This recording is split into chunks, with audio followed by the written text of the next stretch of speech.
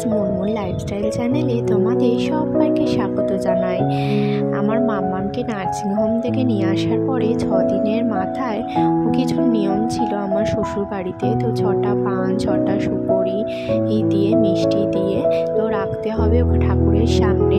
আর এখন দেখো প্রদীপ জ্বালিয়ে রাখতে হবে। তো তারপরে ওর 6টা কাগজের নাম লিখে যে নামটা ঠিক হবে তো সেই নামটাই দিতে হবে। আর এখন দেখো বাবা সবাইকে মিষ্টিমুখ করাচ্ছে, পাড়ার সবাইকে। আমি আমার বাপের বাড়ি চলে এসেছি কিছুদিন রেস্ট নেওয়ার জন্য আমার মার কাছে। তো আমার সিজার হয়েছিল তো ওই জন্য। আর এখন দেখো মাম্মামকে ওর মাসি বরণ করে নিচ্ছে, চন্দনের ফোঁটা দিচ্ছে একটু, আর ওর প্রদীপের একটুখানি মানে এটা দিচ্ছে, শিখাটা একটু মাথায় ছোঁয়াচ্ছে। আর আমাকেও কিন্তু করছে। তো এরপরে আমরা বাড়িতে ঢুকে যাবো, জামা কাপড় ছেড়ে নিয়ে রেস্ট নেব, কারণ অনেক দূরের রাস্তা তো ওই জন্যে। আমাদের বাড়ি থেকে প্রায় বাপের বাড়ির রাস্তা কিন্তু 3 ঘন্টার মতো। দেখতে দেখতে আমার মামামের কিন্তু 21 দিন হয়ে গেছে। তো 21 দিনে ষষ্ঠী পুজোর নিয়ম ছিল, তো আমার বাপের বাড়িতেই করেছিলাম। তো এখানে দেখো আমাদের ঠাকুরমশাই বট গাছের ডাল নিয়ে সিঁদুরের মানে দিয়ে দিচ্ছে, চিহ্ন দিয়ে দিচ্ছে। আর এখানে দেখো যে কোনো 5টা বা 7টা হাঁসের ডিম লাগবে, তো 5টা আনাই হয়েছিল। আর এখানে দেখো আমার কিছু নিয়ম ছিল, তো আমি হাত জোড়ো করেছিলাম। আর এখানে আমার মামামকে কোলে নিয়ে শুয়েছিল, আমি ওকে কোলে নিয়েছিলাম। প্রথমে চুপচাপ ছিল, তারপর কিন্তু কান্নাকাটি করছিল। আর ওকে আমি প্রণাম করাচ্ছিলাম, বলছিল একটু প্রণাম করিয়ে দাও।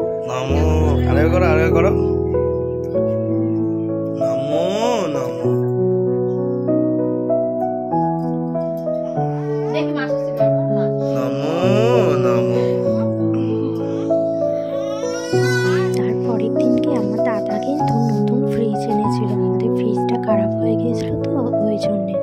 তো নতুন ফ্রিজ এনেছিল, তো আমি তোমাদেরকে দেখাচ্ছি। দেখো ফ্রিজের কালারটা কিন্তু খুব সুন্দর, আর একটু বড় সাইজই এনেছে এবারে। আগের বারে একটু ছোট ছিল, তো এবারে একটু বড় সাইজ এনেছে। তারপরে দাদা মটন এনেছিল, তো আজকে মটন হবে। তো মটন মা ভালোভাবে ম্যারিনেট করে রাখবে বলে, তো ওই জন্যে মশলাগুলো আগে তার থেকে মাখিয়ে রাখছিল। একটু লেবু রস দিয়েছে, পেঁয়াজ, এখানে দেখো আদা রসুন টমেটো, তো সব কিছু একসাথে মাখিয়ে রাখছে। আর এখানে দেখো আলু ভাজতে দিয়ে দিয়েছে। আর এখানে দাদা ভালোবাসে পায়েস, তো ও তো ওই জন্য একটু পায়েসও করছে আজকে।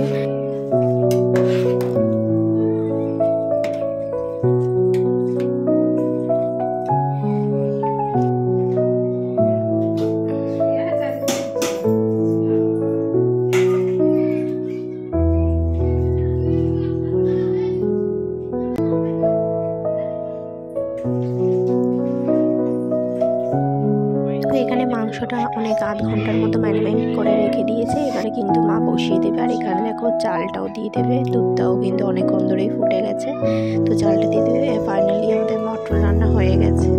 তো তারপরে কিন্তু আমরা বিকেলবেলা একটা মেলায় গিয়েছিলাম, তো সামনে মেলাটা বসেছিল। তো আচারের দোকানে সব রকম আচার, তো আমার তো আচার খেতে ভীষণ ভালো লাগে। অবশ্যই জানো। আজকের ভিডিও এই পর্যন্ত। টাটা গাইস, ভালো থেকো, সুস্থ থেকো।